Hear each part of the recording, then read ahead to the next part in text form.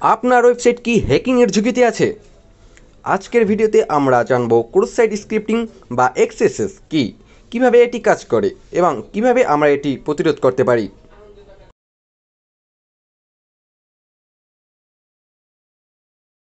Cross site scripting বা সংক্ষেপে XSS হলো একটি ওয়েব সিকিউরিটি ভালনারেবিলিটি, যার মাধ্যমে একজন হ্যাকার ওয়েবসাইটের মধ্যে ম্যালিসিয়াস জাভাস্ক্রিপ্ট কোড ইনজেক্ট করতে পারে।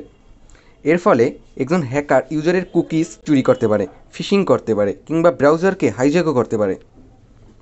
ভাবছেন এটি কিভাবে ঘটে? চলুন দেখে নেই এক্সএসএস এর ধরন।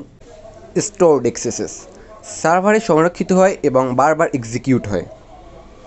রিফ্লেক্টেড এক্সএসএস ইউআরএল বা ইনপুটের মাধ্যমে তাৎক্ষণিক এক্সিকিউট হয়। ডম বেসড এক্সএসএস এটি সাধারণত সরাসরি জাভাস্ক্রিপ্ট দ্বারা ম্যানিপুলেট করা হয়। So let's see a practical demo. XSS attack করার জন্য সর্বপ্রথম আমরা একটি ওয়েবসাইটের ইনপুট ফিল্ড বেছে নেব। সেখানে আমরা আমাদের জাভাস্ক্রিপ্ট পেলোড ইনজেক্ট করব। এখানে ওয়েবসাইটটি কোনো প্রকার ইনপুট স্যানিটাইজেশন ছাড়াই সরাসরি জাভাস্ক্রিপ্ট কোড এক্সিকিউট করছে। এটাই মূলত রিফ্লেক্টেড এক্সএসএস।